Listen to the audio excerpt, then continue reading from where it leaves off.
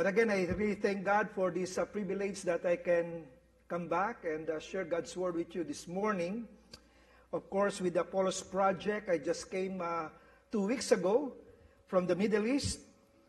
I stayed there for a little more than a month conducting seminars and preaching in Saudi Arabia, that's in Jeddah, in United Arab Emirates, in Abu Dhabi and Dubai, and then in Qatar, in the capital city of Doha.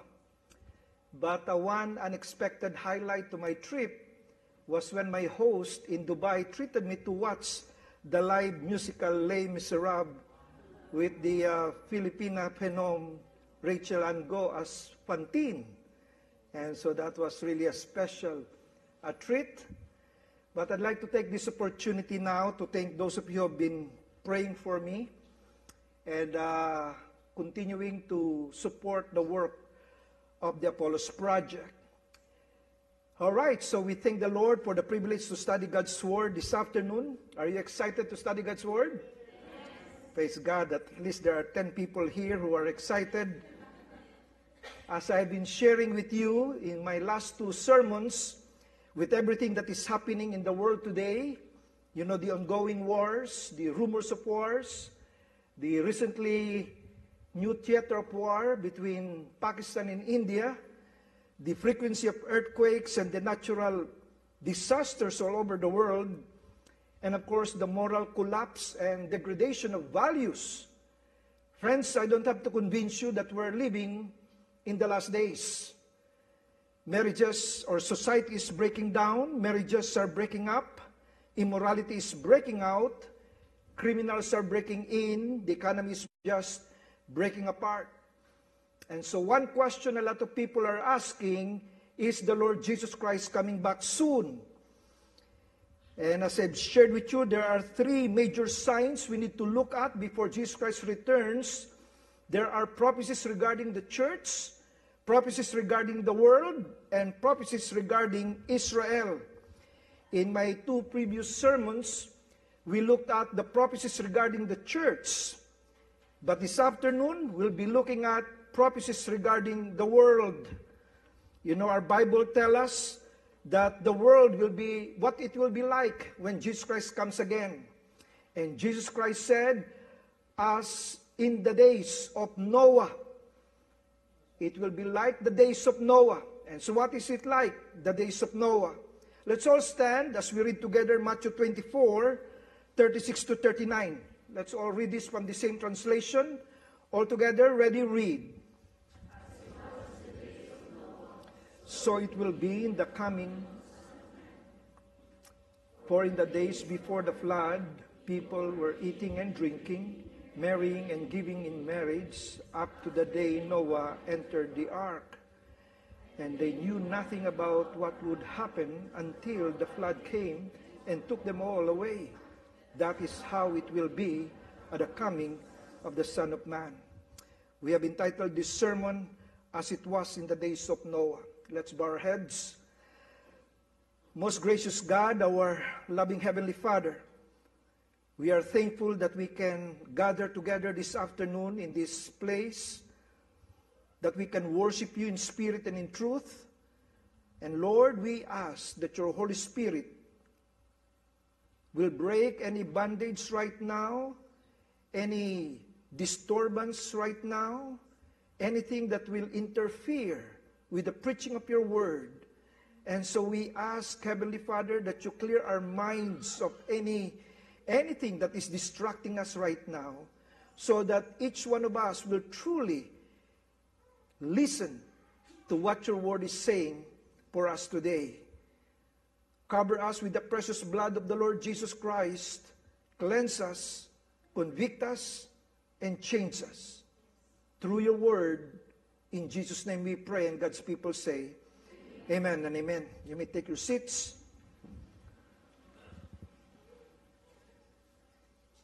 You know, whenever we talk about Noah's Ark, there are a lot of people who would say, I do not believe in that story. It's just impossible, they say. How could Noah gather all the animals, especially considering that there are about 6.5 million species of land-based animals, and the ark was not big enough to hold all of them. Now, this objection is clearly based on ignorance of the Bible, for nowhere do we find in the biblical account that Noah had to gather all these animals. In fact, it says there in Genesis chapter 7, verse 8, pairs of clean and unclean animals, of birds and of all creatures that move along the ground, male and female, came to Noah and entered the ark. Did you see that?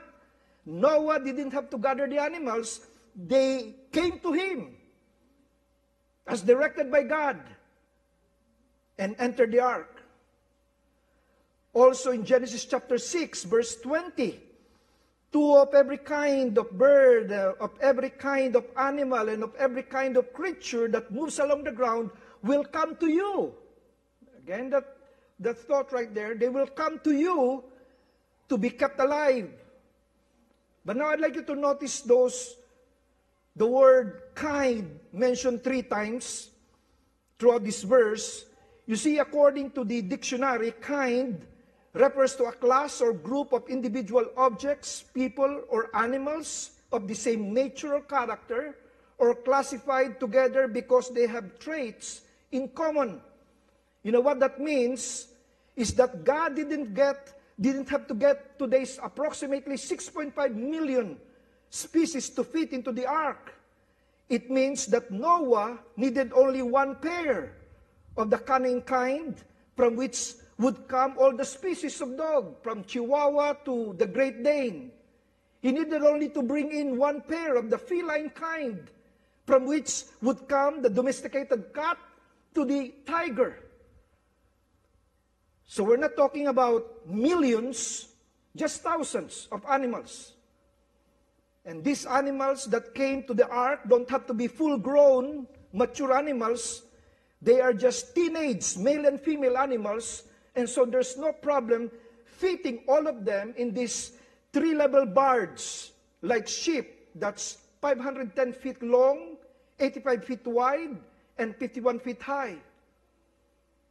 And by the way, the Apollos Project is hosting this coming July 21 to 24 an unforgettable 4-day sightseeing bus tour and visit the life-size replica of this Noah's Ark, built according to biblical specifications.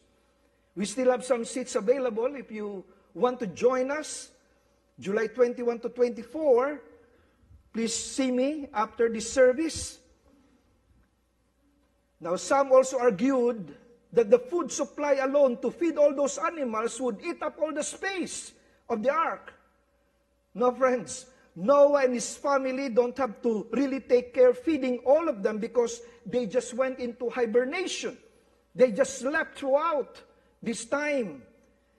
And still other skeptics would say that there's not enough water to cover the earth, the highest mountains. Well, they forget that the mountains were not that high during that time, and that the water did not just come from the heavens, it also came from within the earth. As Genesis 7:11 says, on that day, all the springs of the great deep burst forth, and the floodgates of the heavens were opened. And so there were 2 sources to flood the earth. There was water coming from the heavens, and there was water bursting forth from within. You see, brothers and sisters, it's not the impossibility of the flood or the ark to hold all these animals that is the issue here. The issue is not what happened or how it happened. The real issue is why it happened. And the Lord Jesus Christ gave us an insight as to the relevance of this cataclysmic event when He was describing to His disciples the signs before He comes again, so that people will be warned and the coming judgment, and Christians can be prepared for His return.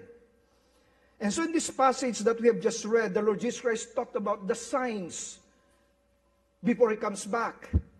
Jesus said that things happening in Noah's day will be similar to the things that are going to happen in these last days.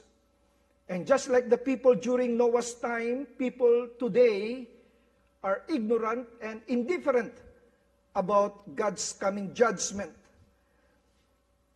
You see, we all have a sense of history that it's coming to a climax. You know, we don't believe in circular history, that history just repeats itself, that it's just moving in circles and there's no end. Now, there's some truth to this idea that what has happened during Noah's time will happen again during the last days, but it's not just moving in circles where there's no end. It's moving like a spiral going down, and there's going to be a definite end. Friends, we believe in linear history. Everything is moving towards a certain direction, and there is a definite end. Now, what would be wrong for me or for any Bible teacher is to tell us when that end will be. Because the Lord Jesus Christ clearly said in verse 36, "But about that day or hour no one knows, not even the angels in heaven nor the Son, but only the Father." And so whenever I hear of these teachers giving us a certain date as to when Jesus Christ is coming back, I would ask myself, which part of no one knows you don't understand? But the Bible, what the Bible is teaching us is we may not know the exact date when Jesus Christ is coming back, but we can know what those days will be like, so that we can have a sense that He's coming back soon. And Jesus Christ said it will be like the days of Noah. And so in verse 37 it says, "As it was in the days of Noah, so it will be at the coming of the Son of Man." And then verse 38, "For in the days before the flood, people were eating and drinking, marrying and giving in marriage, up to the day Noah entered the ark." You know what that speaks about? It's business as usual.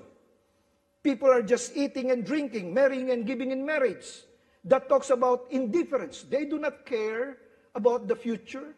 You know, they have a mindset, I have bills to pay, I have mortgage to pay, I just go to work and I don't worry about what's going to happen tomorrow. Indifference. I don't care what's going to happen tomorrow. But not only that, verse 39 says, "And they knew nothing about what would happen until the flood came and took them all away. That is how it will be at the coming of the Son of Man." They knew nothing. The problem of ignorance. Indeed, these are the two major problems, ignorance and indifference, that will mark the last days before Jesus Christ comes back. Now, the question we need to ask this afternoon is, what was the days of Noah like?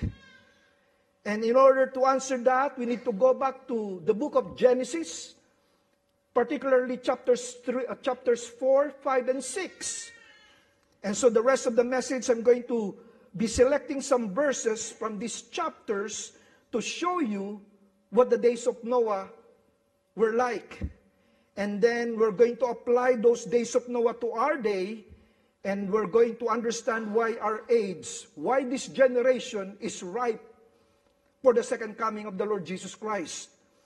I have picked out from these chapters, 4, 5, and 6 of Genesis, at least 5 marks, 5 signs of what was happening during the days of Noah. Now, I have used some outlines that are available online. You know, as I always tell people, I'm not an original thinker, I'm just a dealer of second-hand thoughts. And so, the first mark in the days of Noah is that it was marked by a disastrous breakdown in sexual morals. That's the first thing that we will notice during the days of Noah. There was a disastrous breakdown in sexual morals. Look at Genesis chapter 6, 1 and 2. When human beings began to increase in number on the earth, and daughters were born to them, the sons of God saw that the daughters of humans were beautiful, and they married any of them they chose. Now, I don't want to speculate and spend so much time discussing who these sons of God were, who intermarried with the daughters of men, the daughters of humans, to produce a mixed breed of giants called the Nephilims. It's enough to say that there was a disastrous breakdown in sexual morals. There was a kind of sexual practice that was not normal. It was not part of God's design, and it was happening. Immorality was rampant, sex was blatant, there was a sexual revolution in the days of Noah. Now, I want you to put this verse in the margin of your minds, together with this passage from Matthew, is Luke chapter 17, 26 to 29. Luke chapter 17, 26, it says, just as it was in the days of Noah, so also it will be in the days of the Son of Man. And then 27, people were eating, drinking, marrying, and being given in marriage up to the day Noah entered the ark. Then the flood came and destroyed them all. Verse 28, it was the same in the days of Lot. People were eating and drinking, buying and selling, planting and building. 29, but the day Lot left Sodom, fire and sulfur rained down from heaven and destroyed them all. And so Jesus Christ is telling us here that the days of Noah and the days of Lot are linked together. Now, who was Lot? Lot was a man who lived in Sodom. And what was the city of Sodom known for? Jude, in his letter, in verse 7, he said, in a similar way, Sodom and Gomorrah and the surrounding towns gave themselves up to what? Sexual immorality and perversion. They serve as an example of those who suffer the punishment of eternal fire. The city of Sodom is the city we get the name sodomy. It speaks about a sexual perversion, the perversion of the Sodomites. What type of sexual perversion is sodomy? Well, God, how He feels about it is found here in Leviticus 20, verse 13. It says, if a man has sexual relations with a man, as one does with a woman, both of them have done what is detestable. They are to be put to death. Their blood will be on their own heads. In the Old Testament economy, which was a theocracy where God rules, theocracy, this was a sin. It's a crime so heinous that it was worthy of capital punishment. They will be put to death. Now, of course, in our present-day democracy, where people rules, we do not see this as something bad. Man having sexual relations with a man, society condones it, Hollywood has glamorized it, the television has normalized it, and everybody's expected to embrace it. It's fashionable now to display it. And everyone who thinks otherwise is branded as a homophobic and intolerant or ignorant or bigot and politically incorrect. And it's now considered a hate crime. Friends, the Bible says it's an abomination to the Lord. I would rather be right with God than be right with man.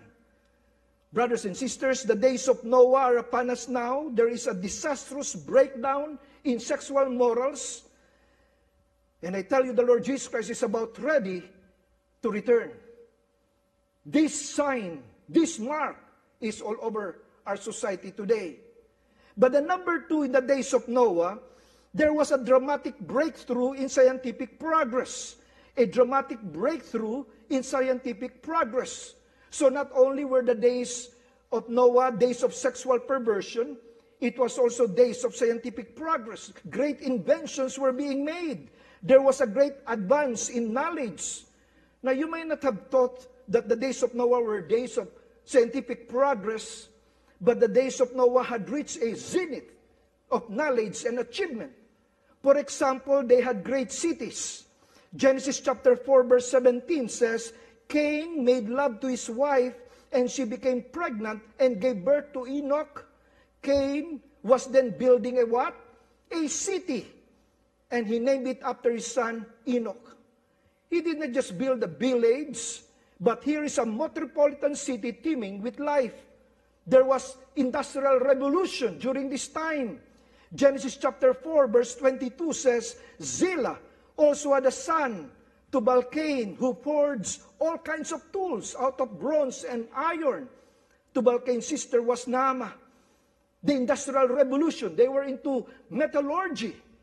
They are now making tools and machinery. And so we have urban centers, and now there's also Industrial Revolution.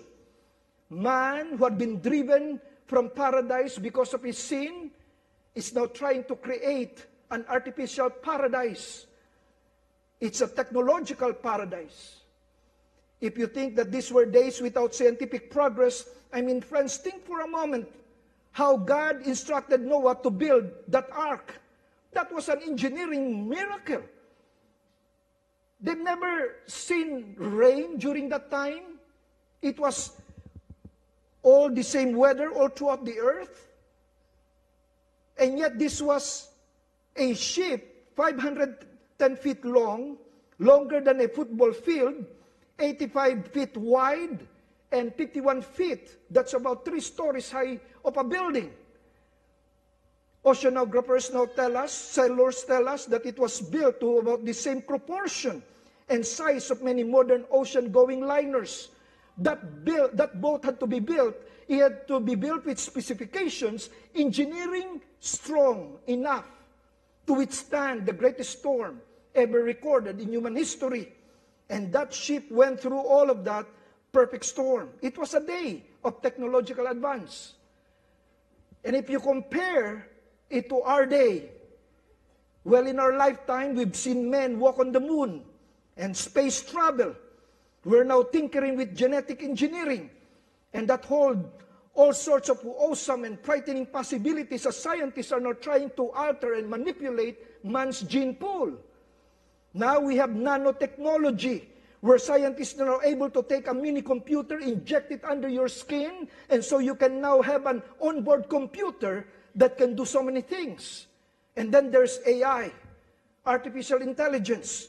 And with this, sky is the limit. What this technology can do. This will be a very useful technology for the Antichrist to control during the last days.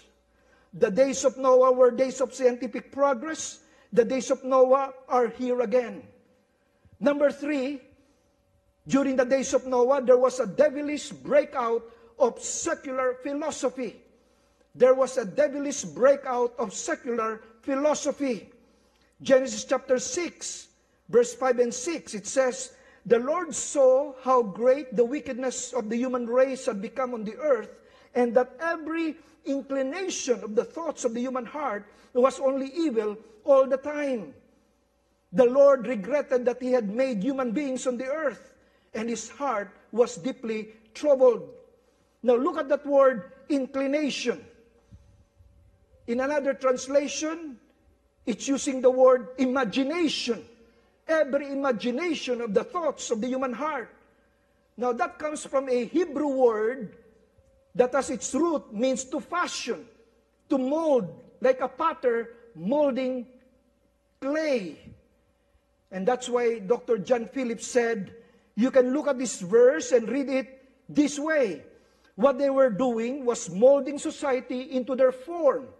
Men fashioned wicked philosophies and espoused filthy causes, made fashionable vile sins, and endeavored to pour society into their mold. What they had done in the days of Noah is to substitute the word of God with the mind of man. Where man taking place the role of God, man becomes the definer of what is right and what is wrong. And of course, if you look at society today, that's what's happening. We are the definers of what is right and what is wrong. So let me share with you 5 of these wicked philosophies that are being absorbed today. People are into this today. Number 1 is called relativism. What is relativism? Relativism means no fixed standard of right or wrong. Nothing is fixed, no standard, no anchor. Relativism says it's all up to you because truth is relative. Your truth and my truth. They may not be the same, but your truth may not be my truth, and your truth may not be my truth. It's relative. And this is the lie that is being peddled in our schools today, and our kids are learning that nothing is absolute. Everything is relative. There was a professor who stood up and declared in his class, young people, listen to me. Nothing is absolute. Everything is relative. And one student raised his hand and asked, Professor, is that an absolute statement? You see, it doesn't make sense. Relativism is one of the lies of the devil.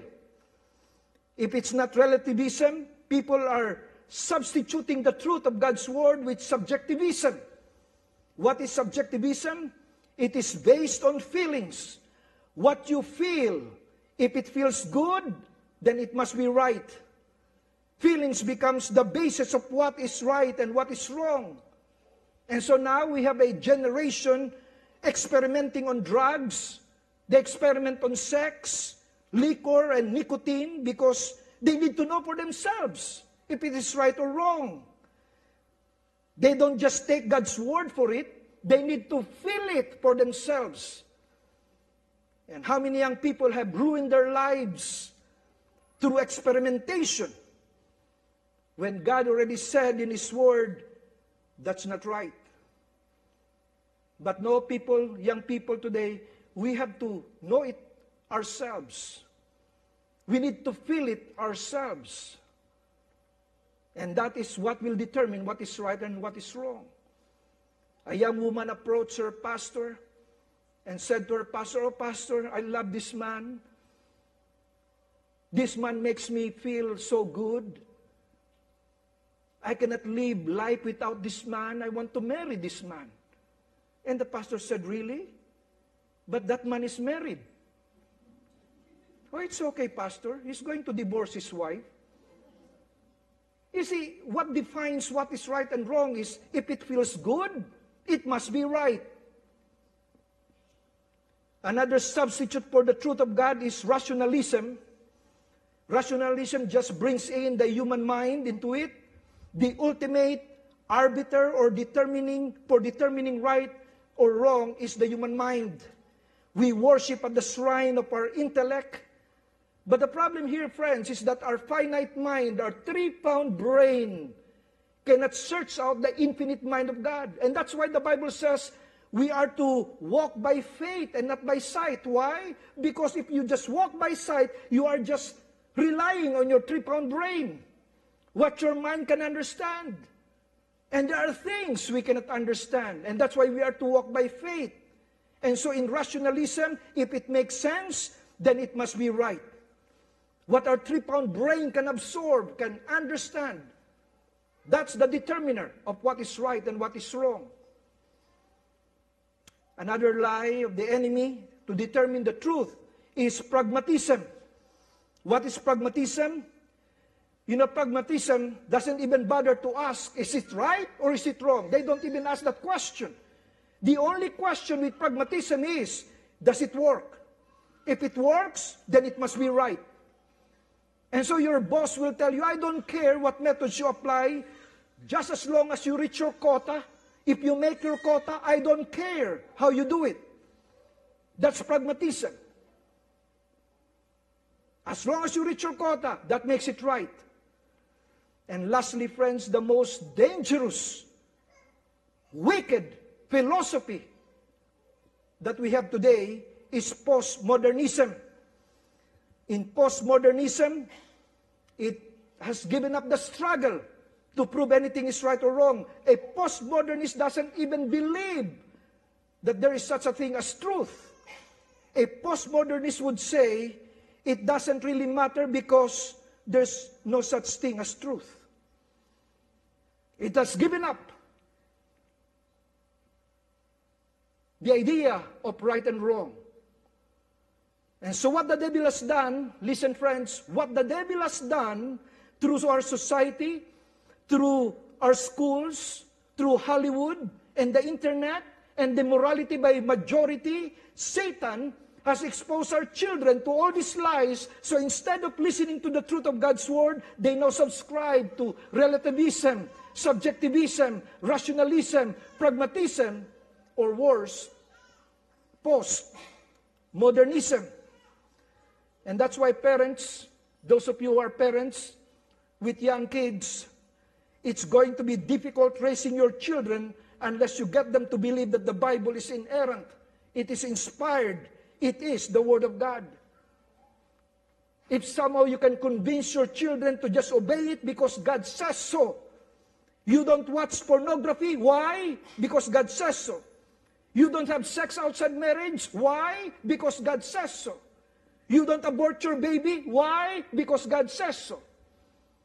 If you can train your children to come to that point of reliance on the Word of God, that will save them from all the hurts and the danger of today's wicked philosophies.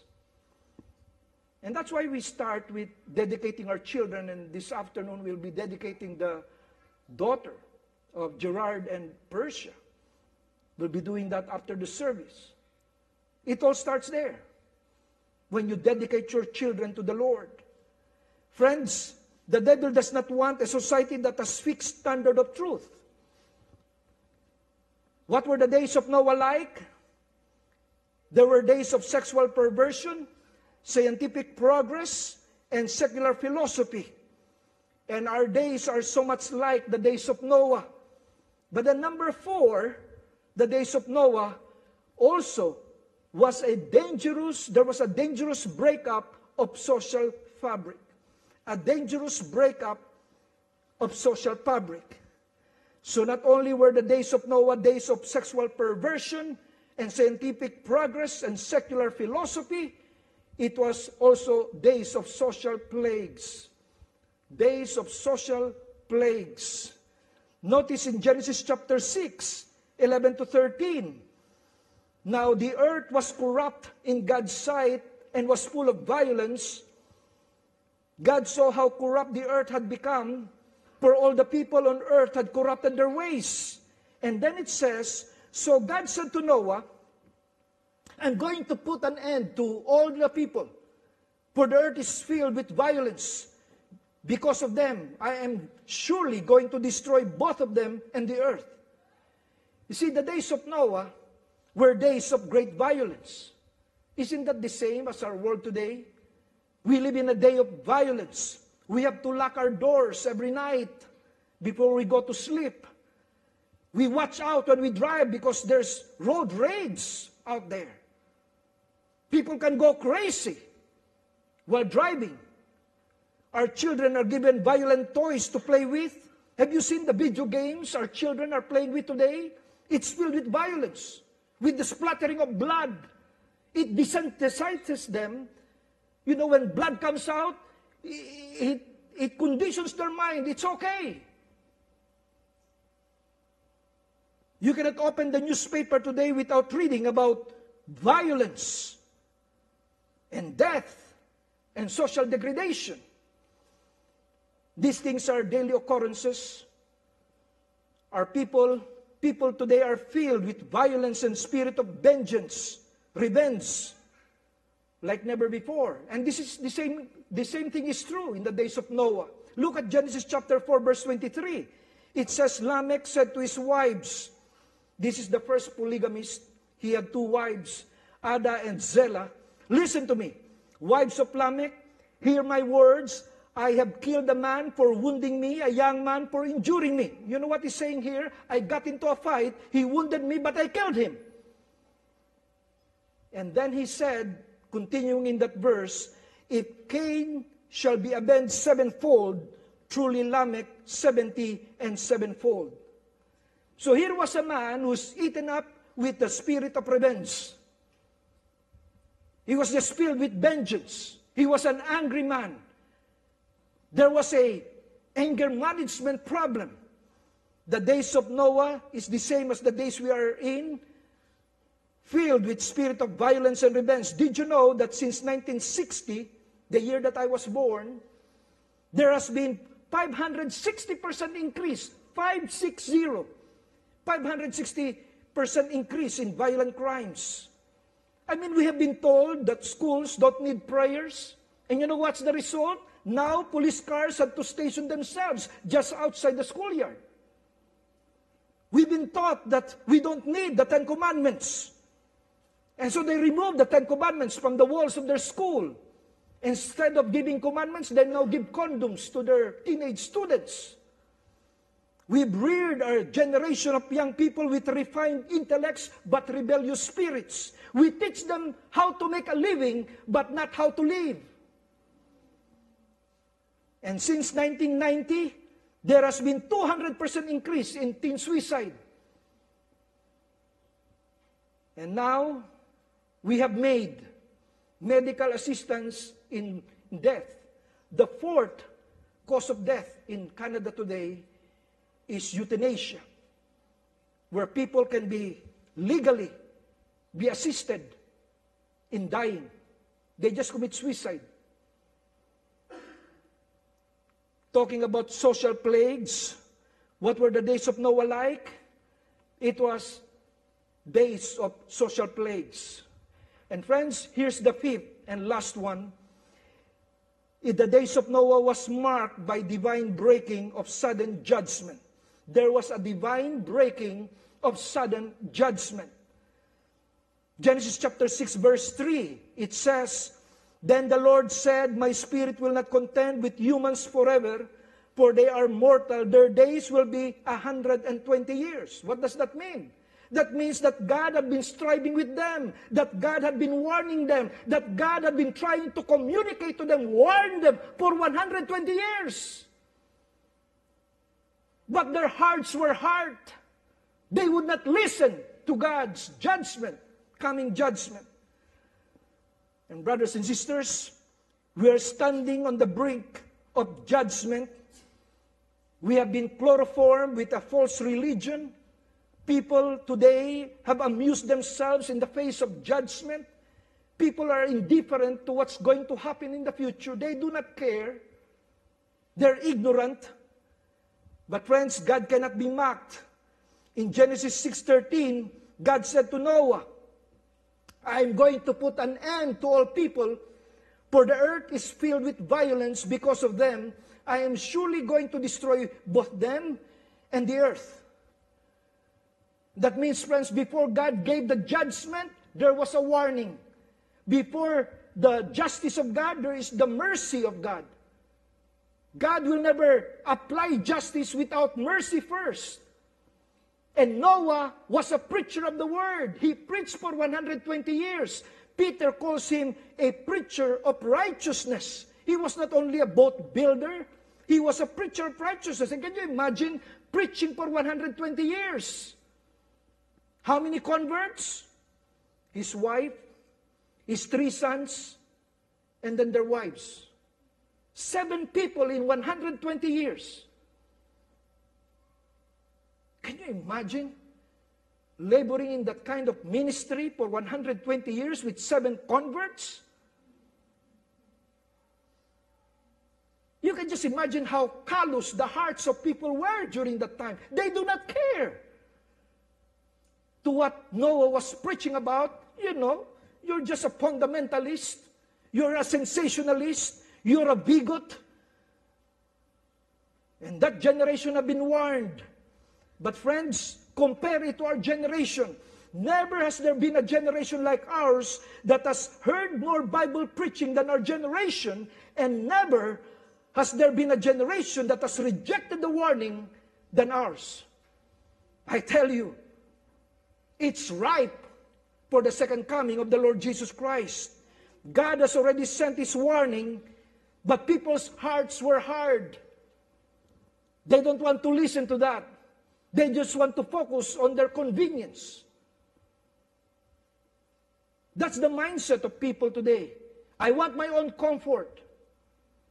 I don't care about what others, even young couples, that's the mindset of the generation today. We call them dinks. You know dinks? D-I-N-K-S. Double income, no kids. The dinks.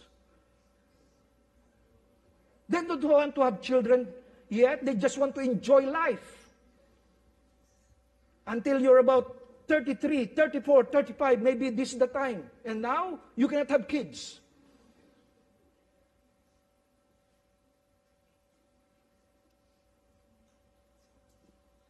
But friends, the sudden breaking of divine judgment, it came. They were eating and drinking. They were marrying and given to marriage. And then it came. The doors are now shut. It's time for us, brothers and sisters, to be sharing the gospel of Jesus Christ. Have you been sharing the gospel of the Lord Jesus Christ? Have you inviting people? Have you been sharing your faith with others? Because you know that judgment is about to happen. Friends, we need to keep bringing men and women, boys and girls, to the safety of the ark. And that ark is the Lord Jesus Christ. As the flood waters and the rains beat upon that ark, Noah and his family were safe. Why? Because they were inside the ark. And this afternoon, it's either you're inside the ark or you're outside the ark. There are only two choices here. It's either you're inside the Lord Jesus Christ in your heart or Jesus Christ outside your heart. But friends, the Lord Jesus Christ is giving us an invitation. As it was in the days of Noah, so shall it be. This is a warning, but also this is an invitation. There was a sudden panic when everything seemed to be going fine. Jesus said they were just eating and drinking, marrying and giving in marriage. And then it happened. I don't know how that day started. Maybe it was bright and fair when it all started. But then the dark clouds began to gather. And then the judgment came. And it was too late. They kept knocking at the door.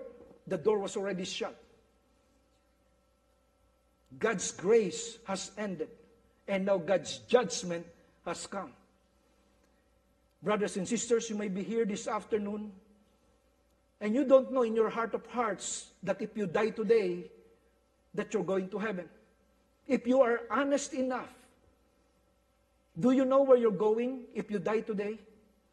Do you really know in your heart of hearts, I know I'm going to heaven? Because if not, don't tarry, don't wait, do it now.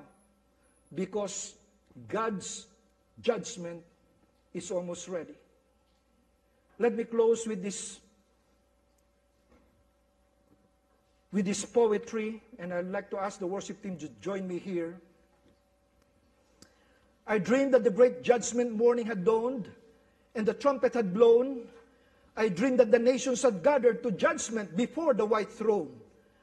From the throne came a bright shining angel, and stood by the land and the sea, and swore with his hand raised to heaven, that time was no longer to be. The rich man was there, but his money had melted and vanished away. A pauper he stood in the judgment, his debts were too heavy to pay. The great man was there, but his greatness, when that came, was left far behind. The angel that opened the records, not a trace of his greatness could find. The gambler was there, and the drunkard, and the man that had sold them the drink. With the people who sold them the license, together in hell they did sink. The moral man came to the judgment, but his self-righteous rags would not do. The men who had crucified Jesus had passed off as moral men too. The soul that had put off salvation, not tonight, I'll get saved by and by. No time now to think of religion. At last, he had found time to die. And oh, what a weeping and wailing, as the lost were told of their fate. They cried to the rocks and the mountains. They prayed. It's just too late. It's too late. You might think right now, Pastor, I don't need Jesus Christ.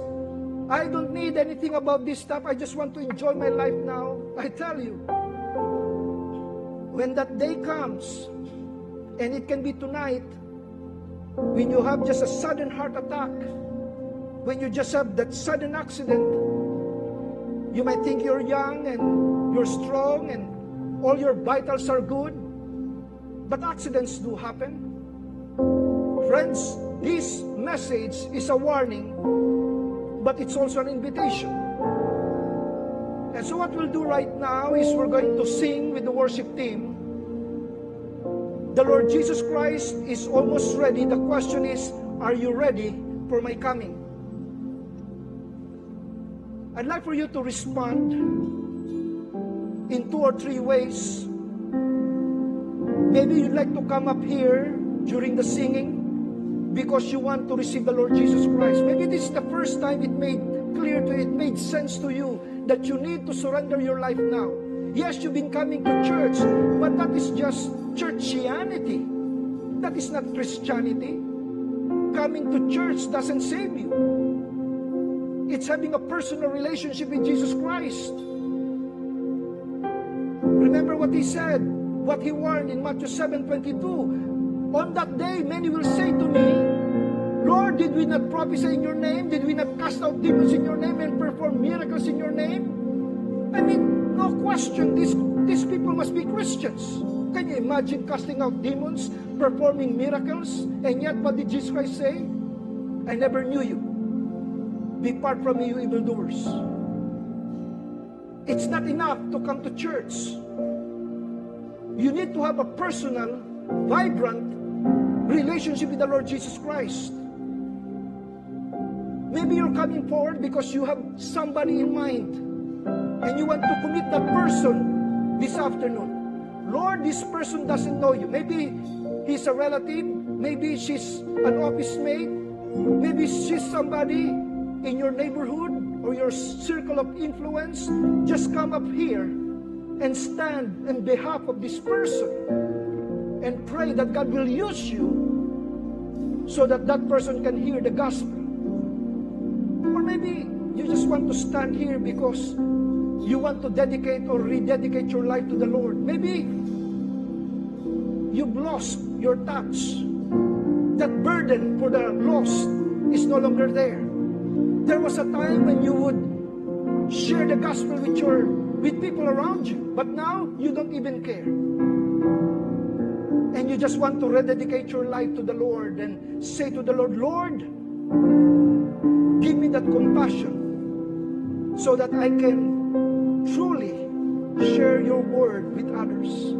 Whatever it is, friends, if you want to be blessed, if you want to leave this congregation, this place this afternoon with a blessing from the Lord, just come to the front. We will just have one prayer for everyone. Let's all stand as we sing with the worship team.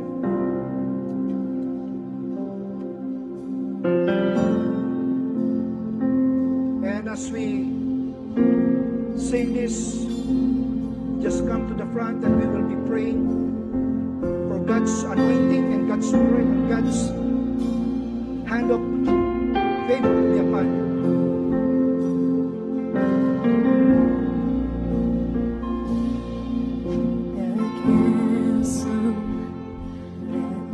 Between us, how high the mountain I could not climb. In desperation, I turned to heaven and spoke your name into the light. And through the darkness, your loving kindness tore through the shadows of my soul. The work is finished, the end is written. Jesus Christ, my living hope. Hallelujah. Praise the one who set me free. Hallelujah. Death has lost its grip on me. You have broken every chain. There's salvation in your name.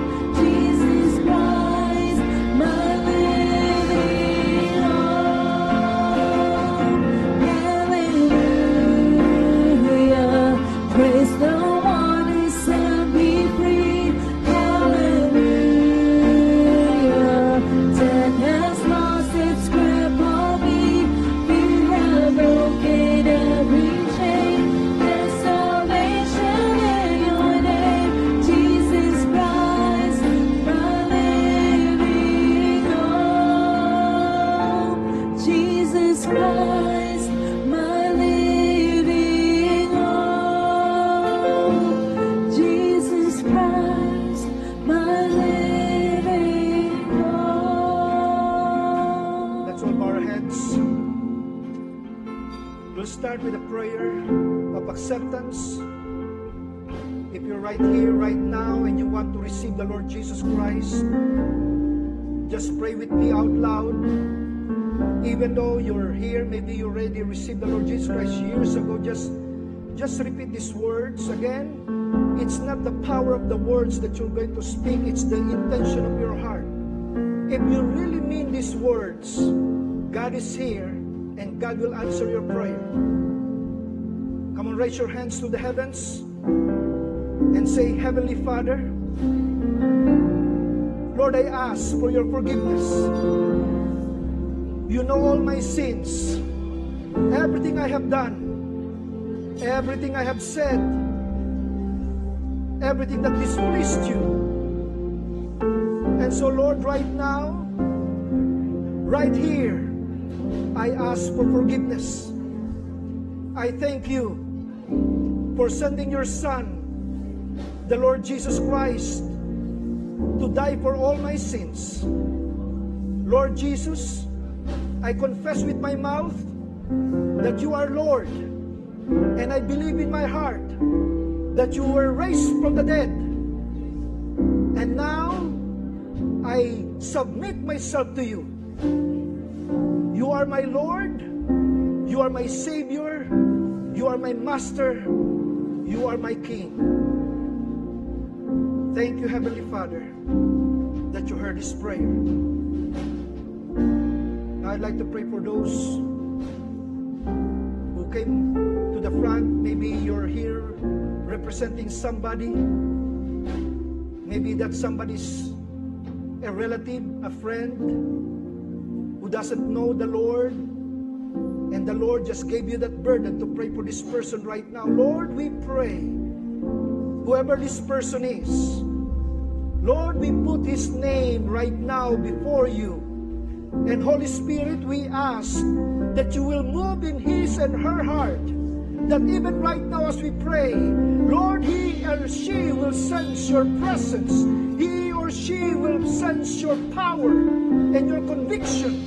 And that, Father God, Lord, you will open their minds and you will open their hearts, so that when the day comes, when they hear the gospel, Lord, we pray that they will submit themselves to the Lord Jesus Christ. And so we claim these souls right now for the Lord Jesus Christ.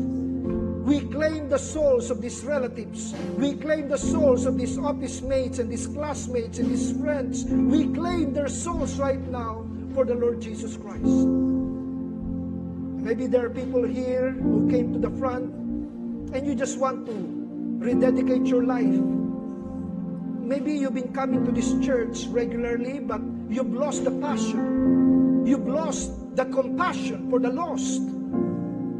And so, Lord, right now we pray that you will touch every brother, every sister, Lord, who have lost that compassion for the lost. And that, Lord, you will bring into conviction a settled persuasion that they have been called to be your messengers. And Father God, Lord, we pray that you will use their influence. They will use their occupation. You will use whatever means they have in order to share the gospel with these people. And so, Father God, Lord, right now we just thank you for this warning that we have heard, but also the invitation so that we won't have to suffer when that time comes. And we know that it's going to be sudden when people are just eating and drinking, marrying and giving into marriage, and then suddenly the judgment comes. Lord, we don't want to be caught unaware. We want to be ready. And so we commit ourselves to you right now, Lord Jesus. Thank you that you've heard this prayer. Thank you that your hand of blessing is upon these people here up front, and that your anointing and your protection and your provision is now upon them. Use them, Lord, for your glory. All of this we ask in Jesus' name, and all God's people say, amen and amen. Praise the Lord. Praise God.